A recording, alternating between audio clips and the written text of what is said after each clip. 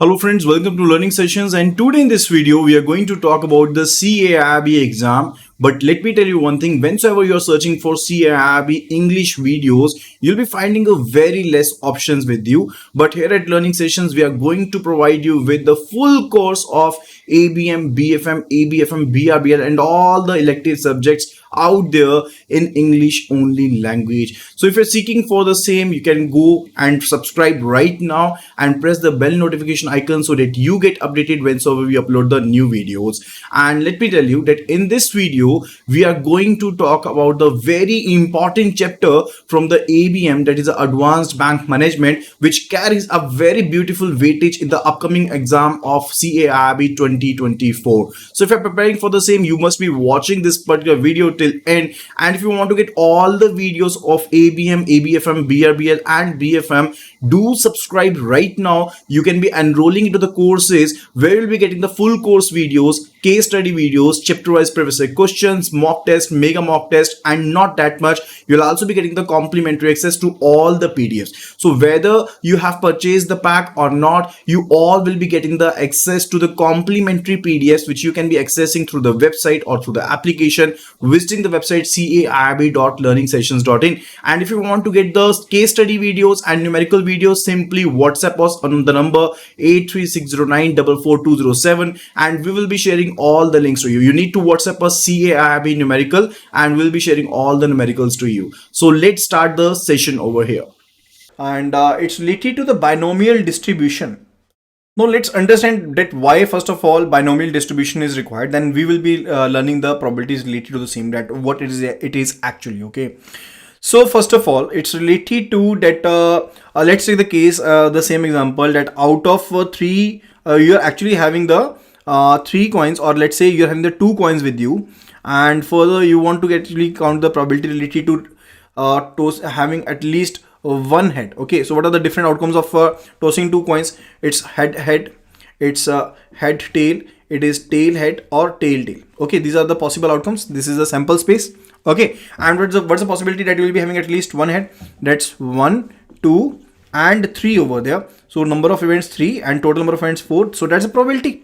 So that's a probability related to it. But what if I say that you're going to toss 10 coins and for the probability of having 5 heads over there? So what's the probability related to it? And it will take a lot of days, it will take a lot of time and efforts. Okay, so as to calculate that is why actually we do require the binomial distribution, where actually you want to calculate the things in case of the independent trials, repetitive independent trials over there, because the occurrence of one is not going to basically those are basically mutually exclusive events over there, and further that's not going to basically interfere with each other over there. So that's the thing where we'll be using the binomial distribution over there. Okay, and what is the function of binomial distribution? It is represented by fx is equal to what? It is equal to ncx and further px and further q n minus x.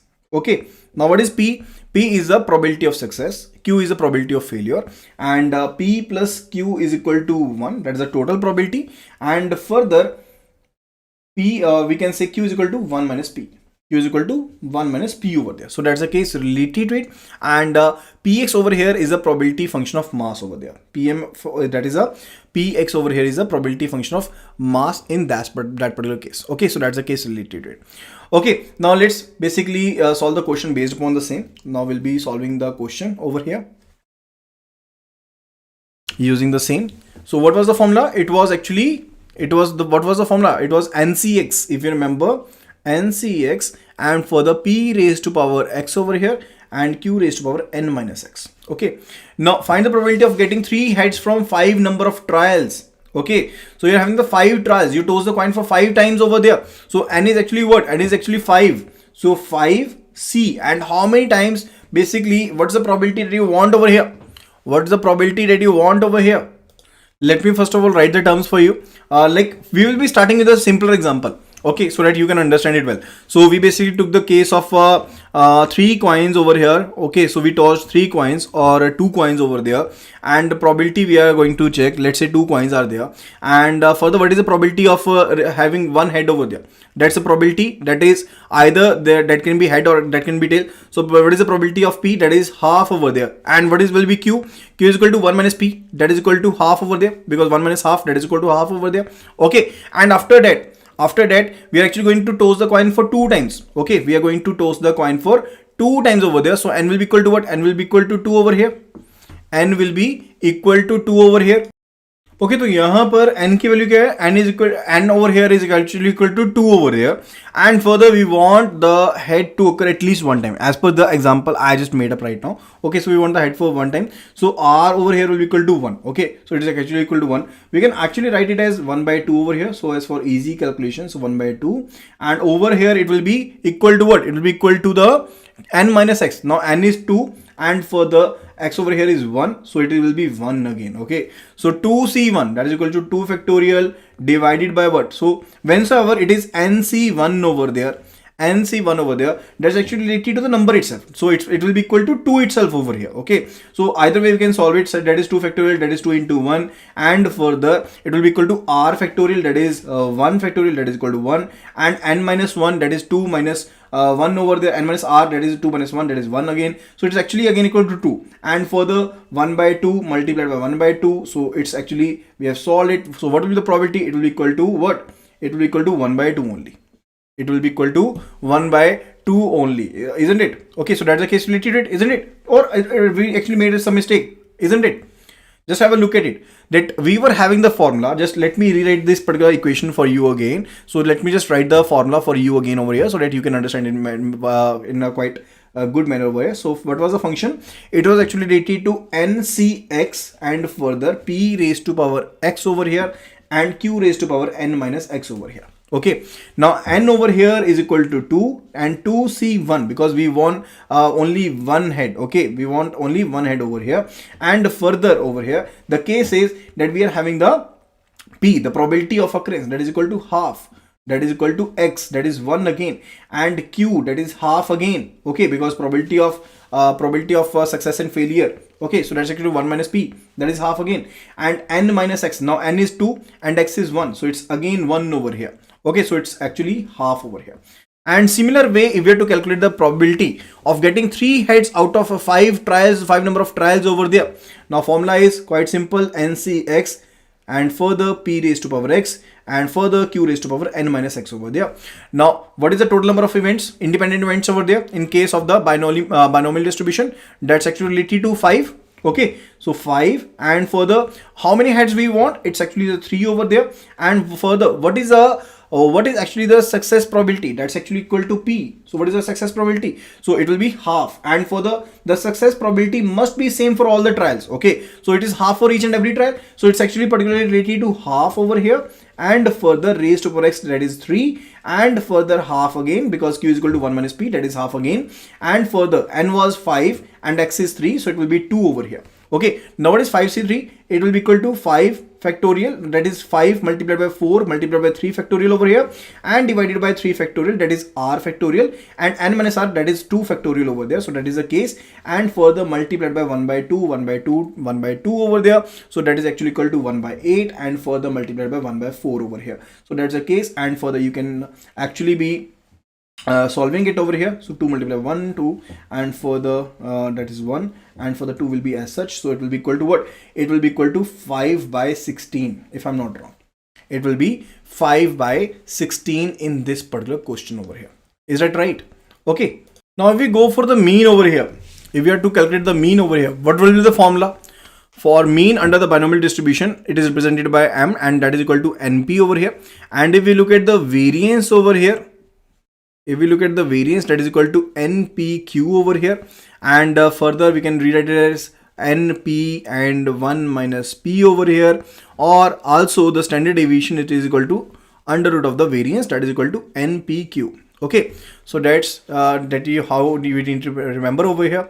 So that's the case related to it. Okay, so that's the case actually related to it. Now let's move further. It's related to the Poisson distribution. Now in case of the binomial distribution, I told you certain things. First of all, in case of binomial distribution, I told you it is for the independent trial must be there. There must be the independent trial must be there, and n must be a finite number. N must be a finite number over there, and for the probability of success, that must be equivalent. That must be equivalent for each and every trial over there. So that was the case related to it. But if the value of n is actually very large over there, but in the case where the value of n is quite large over there, and particularly in that particular case, the probability of success is not near to half and more, in that particular case, it will be quite difficult so as to solve the questions over there using the binomial distribution. So for that particular case, we are going to use the Poisson distribution over there, and further in that particular case, n can be very large first of all, and probability can be very much small over there, and np, that's the product of the trials, and for the probability, that's a finite number. And there we will be using the Poisson distribution. Over there. Let me just give an example. Like there is a production center, and further they are producing 20,000 bottles per day, and in 20,000 bottles there is only 10 bottles, let's say, which are actually defective being produced each and every day. Now we have to basically calculate the probability for the same. Definitely it's not the quite one, it's not easier one, because there are 20 number is quite large over there, probability associated is quite low over there. So there we'll be using what type of theorem over there? We'll be using the Poisson distribution in that particular scenario over there. Okay, so that's the case. What are the conditions? N is large over there, P is small over there, and P is a finite number. That is the case related to the Poisson distribution. And what is the function related to it? The function for the same fx is equal to what? It's a e raised to power minus lambda, and further lambda raised to power x, and divided by x factorial over there. So that's the function related to it. And further the value of x is actually an integer, and further it can be an infinite number too. Okay, so that's the case related to it. And the value of exponential is given to be 2.7183 over there. Now let's solve a question based upon that so that you can understand it in a better manner over here. Okay, so over here we are having a manufacturer who produces medicine bottles and find that 0.1% of the bottles are defective. The bottles are packed in a box containing 500 bottles over there. A drug manufacturer buys 100 boxes from the producer of a bottle using the Poisson distribution. Find how many boxes will contain no defective bottles over there. Okay, number of defective bottles over there. So that's the case related to it, and we'll be solving it. So over here we are having the number of bottles are what? Number of bottles are 500 bottles over there, and probability of defect is what? It is 0.1% given in the question itself. And for the what will be the probability? It is 0.1 divided by 100 because it's in percentage. So 0.1 divided by 100, that is equal to 0.001 over here. And further, what will be the mean related to it? What will be the mean? It is actually related to NP. It's actually related to NP, that is equal to 500 multiplied by 0.001, that is equal to 0.5 over here. Now we will be simply be using this particular formula over here. So over here we are to find the probability where there will be no defective bottle. Okay, so x will be equal to what? X will be equal to 0. X will be equal to 0. So lambda over here, it's particularly equal to what? Lambda over here is actually related to what? That's actually the mean over here. And we calculated by using the NP over here, that is 0.5 over here. So we just rewrote the values over there, and that is e raised to power minus 0.5 raised to power 0 because x is 0, and divided by 0 factorial. Now factorial of 0 is equal to 1 over there, and the value of e raised to power 0.5 minus was given to be 0.6065. So this is actually what we calculated, that the probability we calculated, that how many probability that the box will be containing no defective bottle is actually 0.6065 over there. Okay, so that is how we can calculate. Now mean is equal to variance is equal to lambda over there, and if we have to calculate the measure of skewness, which we have already covered it. What is skewness over there? Like I told you now, that if we are having a normal distribution and further it's particularly positive skewness or negative skewness, so that's a case related to it. Okay, and further we are to calculate the kurtosis, that is beta 2, that is equal to 3 plus 1 by lambda. Okay, so that's a case related to it. And further let's learn about a very important factor related to mode over there. Now if lambda is not an integer, if lambda is not an integer over there, then mode is an integral part that will be lying between the lambda minus 1 to lambda over there. No, I'm saying if lambda is not integer, over there, in that particular case, the value of the mode will be lying between lambda minus 1 to lambda over there. But if it is an integer, the value, it will be bimodal. In that particular case, it will be having two modes, that is lambda minus 1 and lambda over there. Okay, so that's the case related to the Poisson distribution over here. I hope that you must have understood. Then after that, it's related to the Gaussian distribution, or we simply say the normal distribution. Okay, now what is actually normal distribution? When your curve is actually symmetric around the mean over there, that's said to be the normal distribution over there. And further, the probability distribution, which is actually symmetric about the mean, that is also the normal distribution or Gaussian distribution over there. Now, whenever we are saying that the distribution is a normal distribution, we simply say that the standard error of the sample, say sigma x bar, is equal to what? It is equal to sigma divided by under root of n. Now, sigma is actually the standard deviation of the population, and divided by under root of n, that is the total number of terms over there, and mu, that is actually the mean over here, that the sample mean x bar is equal to the mu over here. That is the mean of the sample space over there. Okay, so that's the case related to it. Okay, so these are the two things. So properties of the sampling distribution of a mean population are normally distributed over there. Sampling distribution has a mean equal to the population mean over there, and sampling distribution has standard deviation equal to the population standard deviation over there. Okay, so that's particularly related to it, that the sampling distribution is particularly standard deviation, that sigma x bar is equal to sigma divided by under root of n over there. Now let's solve a question based upon that. So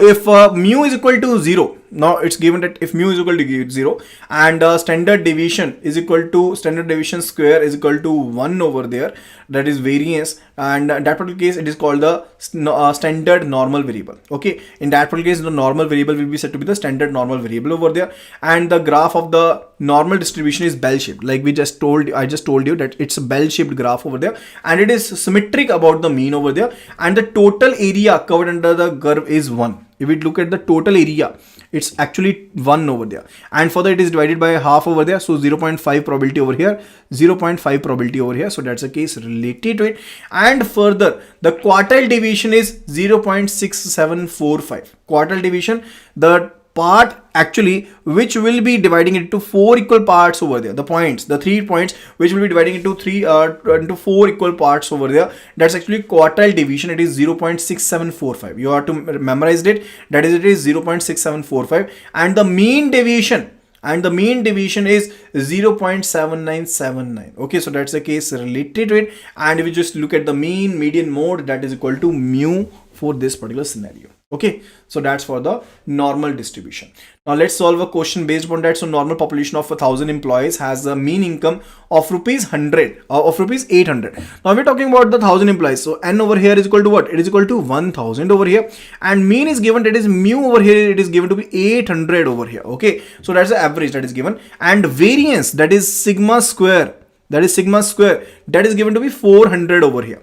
So we have to find the number of employees where income lies between the 750 and 820 over there. Okay, so let's take the case that we are just drawing on the graph over there, and we are having average income that is equal to 800 over here, and let's draw the graph, and we're just considering it to be normal distribution over there because number is quite large, so we will be considering that it's a normal distribution. And further, the first case where the salary is lying between the 750 and 820, so 750, let's say it's somewhat here, and 820 it's somewhat here, so we basically need to calculate this particular area over here. And that can be done by using the z value. So z value is equal to what? It's equal to x bar minus mu divided by sigma over here. Now that is actually equal to what? That is actually equal to the x bar minus mu divided by sigma x bar. It was actually written wrong over there. It's not sigma, it's sigma x bar. That is the standard deviation of the sample distribution over there. Okay, so that's the case related. Now what is actually x bar over there? X bar would be the different things that we are considering over there. Like in one case we'll be taking it to be 750, in the other one it will be we will be taking it to be 820 over there. And further the second one is related to, we have to calculate the sigma X bar. Now I told you that if it is a normal distribution, in that case there are two things that we are having, that is X bar is equal to mu first of all, and the second one, it was related to what, sigma X bar is equal to what, it is equal to sigma divided by under root of n. Okay, now what is actually sigma X bar? What will be the sigma X bar? It will be sigma. Now what is actually sigma? Variance, it is given to be 400. Variance you are given with 400. Now what is sigma? It is a standard deviation. Sigma is the standard deviation. Okay, so under root of the variance will be equal to what? That will be the standard deviation. So under root of the same, that is equal to 20 is the standard deviation. The standard deviation is 20 over here. Okay, so it will be particularly 20 divided by under root of n, that is equal to 1000. That is equal to 1000 over here. So what it will be? It will be 1000 under root, that is equal to 31.62.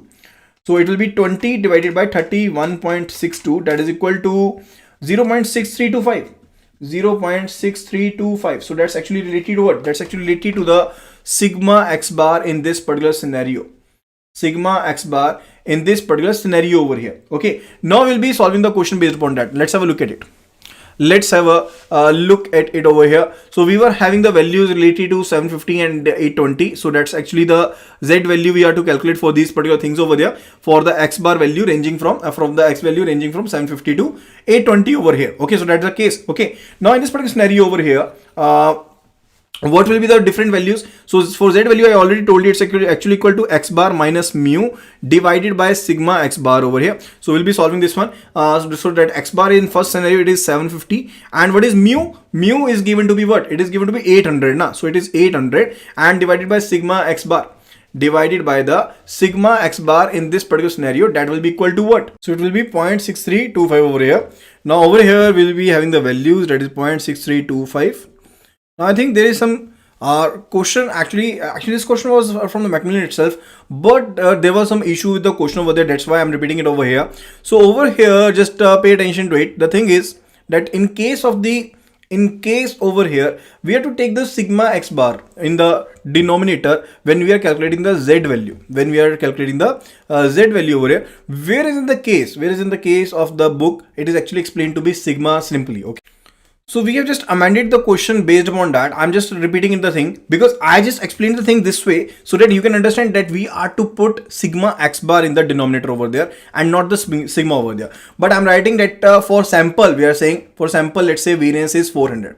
We are amending this question and we are saying that the sample variance is 400. Sample variance is 400. Now in this particular case, you need not to calculate the sigma X bar, that is already given to you, and we are already given with the sigma X bar square, that is a variance that is given to be 400 over there, and sigma X bar will be equal to what? It will be equal to 20. Okay, so directly we can actually be putting the values over there, and now it is quite simpler to the calculations of the Macmillan now. Okay, because there were some differences in the questions over there. Okay, so it is particularly minus 50 divided by 20 over here for the first case, and for the second scenario it will be 820 minus 800, that is equal to 20 divided by minus 20 over there. 820 minus 800 divided by 20 over there, that is 1 over there. So the value over here is actually basically ranging from what? It's actually ranging from minus 2.5, and further the Z value is ranging from minus 2.5 to 1 over here. So that's the case related to it. But now let's have a look at the Z table value. Now let's consider the Z table value of the same, and we'll be writing the values for the same.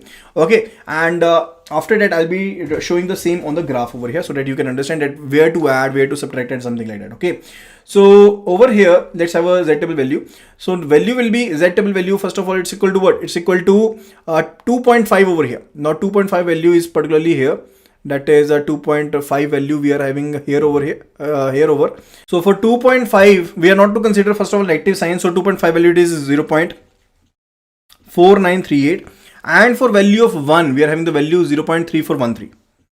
0.3413. Okay, so these are the value we have just taken from the Z table value. Okay, after that it's related to the probability distribution graph over here. Now here it is. Here it was the mean of 800 and the value of the salary from 750 to 820 over there. So this is 820 and this is 750, and we are actually concerned about this particular part over here.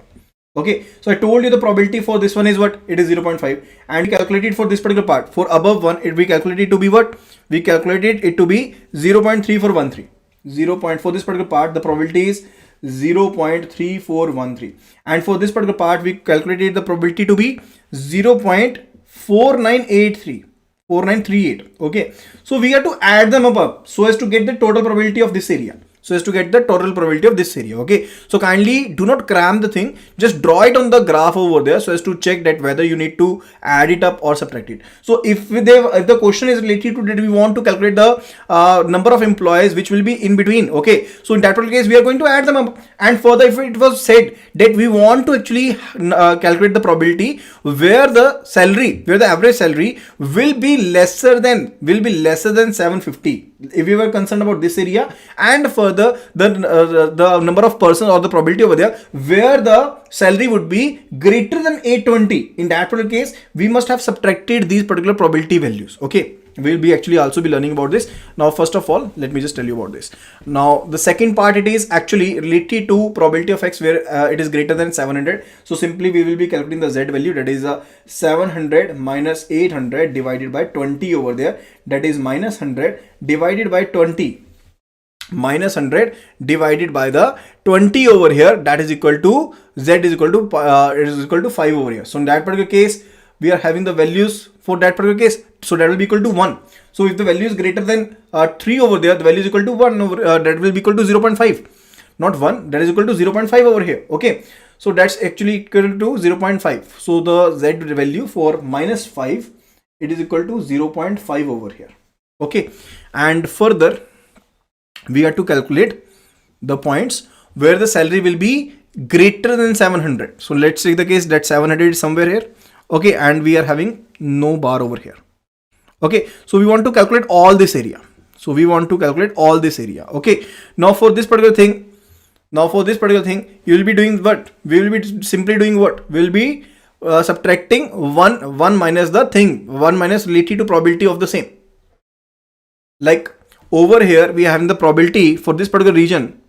We are having the probability of 0.5 over here, and for this particular region the probability, because it is actually divided into two halves, so by the mean it is divided by two halves. For the right side we are having the 0.5 probability, for this side we are having the 0.5 probability in total. Okay, and for 700 also we calculated the probability, it came out to be 0.5 over here. So what will be the probability that the salary will be greater than 1 or greater than 700 over there? So that will be equal to 0.5 plus 0.5. 0.5 plus 0.5. Now you must be curious that there is nothing is explained like upper limit, but for this particular thing we are already having the probability of 0.5, so we will be adding them up as such. Okay, so that is the thing related to it.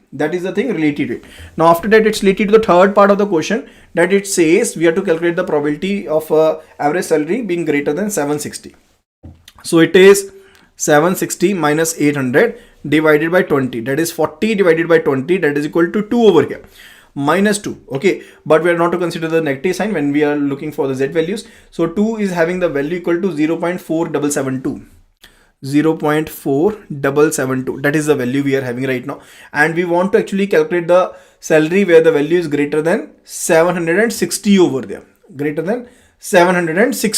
Okay, so for that particular case we just drawing the value again, and over here we are having the average value of 800, and let's say 760 is somewhere else or somewhere here. So we actually calculated the probability for this area. Which is actually 0.4772, and further we will be adding the probability of this area too, that is 0.5 over here. So that we will be adding 0.52. Okay, so the total probability will be equal to what? It will be equal to 0.9772 over here. 0.9772 over here.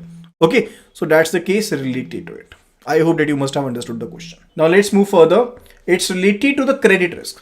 Now, when you are actually lending or giving the advances, in that particular case, you are lending on behalf of a mortgage or you are giving the unsecured loans over there, then definitely there is a possibility that there can be a default on the customer side, that he or she will not be repaying the loan back. That's actually the credit risk. And credit risk is particularly of three types. First of all, it's related to credit default risk. When the person is defaulting in the payments over there, like if there was a default in the payments for the 90 days and the account turned out to be NP, that is a non-performing asset over there. Now we are having the different categories. We are having the standard account, we are having the NP account, and NP is further categorized into the substandard assets over there, or the doubtful assets over there, or the loss assets over there. So if the account is NPA, then in particular case it is not performing, and the default has already occurred over there. So that's actually the credit default risk. The other one, it is a concentration risk. So when you have lent only to one person, one borrower with a large exposure, let's take the case bank ABC has lent to a corporate amount rupees 1000 crore, and further bank XYZ has lent rupees 1000 crore over here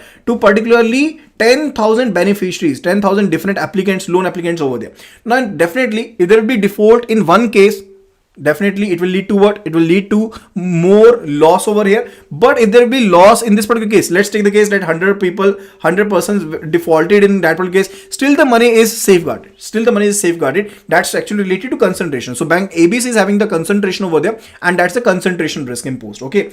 After that, it's related to country risk. Now, when the bank is lending to the government over there, which is having the sovereignty, and the further in that particular case, they are actually safeguarded to the risks over there, because you cannot sue the government itself now. So that's a country risk. So that's a country risk over there. Okay. Now, what is the expected loss over there? Let's have a look at it. So expected loss is actually related to what? It's actually related to three terms. One, it is a probability of default over there. That what is the probability of default, that the some accounts will actually be defaulted over there. Then exposure at default, that what if the default occurred in that particular case, at what, on what exposure the default can occur. Okay. So that's actually related to exposure at default over there. And further, it is the LGD, that is loss given default.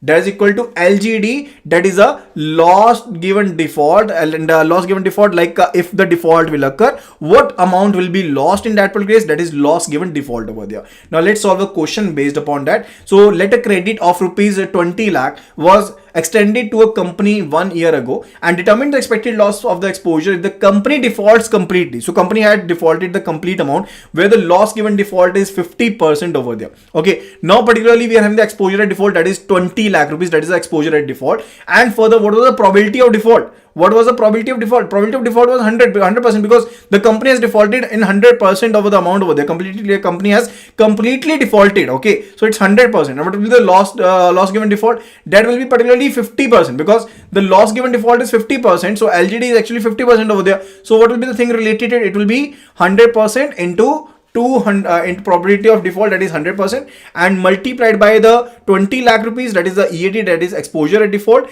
and further multiplied by 1 minus LGD, 1 minus not PD, 1 minus LGD it would be 1 minus LGD, that is loss given default, that is equal to what? And that gave the expected loss to be 10 lakh rupees over here. That gave the expected loss to be 10 lakh rupees over here. That's related to it. And then it's related to VAR, that is a value at risk. That is the value at risk. Now this is actually related to the risk associated with the portfolio of the individual organization over there, that this under the normal circumstances, this particular loss can occur in the organization over there. That's actually related to VAR, and this particular topic is covered in detail in the topics to come over there, so don't worry about it. And further, after that, it's related to options over there. Now option is particularly related to a contract, where I'll be having a right either to sell or as to purchase, but it will not be an obligation. Like in case of options, we are having two type of options, that is call option and put option. Now call option gives us a right to purchase, right to buy, it gives us a right to buy, and the put option gives us a right to sell. Okay, let's take the case that I basically entered into option contract, where the strike price is that particular price at which I can be executing the option contract over there. Okay, so let's take the case the strike price is rupees 100, is rupees 120 over there, and further the market value of the share is actually rupees 200 over here. The day I actually entered into the contract, the share price was rupees 100, and further it was related to that I can be buying the share at rupees 120 after passage of 1 month, over there. And let's take the case that after 1 month the price of the share was rupees 200. Now I have actually bought the call option. So that gives me a right to buy, that I can be buying at rupees 120 in considered to the fact that whatsoever the market price would be, it will not be affecting it. Okay, So should I be executing this particular, if this particular contract? Definitely I should be executing. Why? Because right now the share price is rupees 200. The share price is rupees 200, whereas I am under a contract where I can be executing the contract and can buy the share at rupees 120. So I'll be buying the shares at rupees 120 from the option seller, and further will be selling into the market at a profit of rupees 80 over here. Okay, so that's the case related it. And what if the share price on the day of the execution of the option, it went down to rupees 90? It went down to rupees 90. So in that case, should I be executing my right to buy? No, definitely not. Why? Because I'm actually able to buy the share in the market at rupees 90. Under the contract, I'm getting the share at 120 over there, so I won't be executing that. Okay, so that's the case. Okay, so strike price or exercise price is that particular price at which the call holder or the option holder can be executing the contract over there. After that, it's related to time to maturity over there. Time to maturity is particularly related toward the value of an option on an date of maturity is just difference between the strike price and stock price. Like I told you that when you'll be executing the option on that particular day, the value of this particular option that will be equal to the difference between the two prices over there. Like I am having the share price right now 190, and further I can get the share from in the contract at rupees 120. Definitely I'll be executing the contract, and the value of the option is particularly what? It is 70 rupees only, na? Okay, so that's the case. Okay, but this is particularly related to what? This is actually the value that is actually there on the date of execution. It is an intrinsic value. It is an intrinsic value. But prior to the date of execution, of the option over there, prior to the date of the maturity of the option over there, the option carries a time value. The option carries a time value, that is, and that particular value is in addition to the intrinsic value. So on the date of execution, on date of maturity, there is intrinsic value only, but prior to the date of execution of maturity, there is intrinsic plus additional value to it, and that is a time value of the maturity over there. And time to maturity value actually decreases as the maturity comes closer over there. So that's the case related to it. Okay, so I hope that you must have enjoyed the session and you must have learned the very important concepts from this video. And if you found this video helpful and you learned something from this video, do give this video a thumbs up and do share it with your friends and colleagues who are preparing for CAIIB. Let me remind you again, you can be getting the access to the free PDFs of all the 9 papers of the CAIIB. You just need to sign up on our website caiib.learningsessions.in. You can also be finding the link of the same in the description box below. So do enroll there and do sign up over there, access the free PDFs. You can also be enrolling into the CAIIB combo packs, which are available at a very reasonable price. So that would be related to this video. Thank you so much, and see you again tomorrow at the same time in the next video related to the ABM.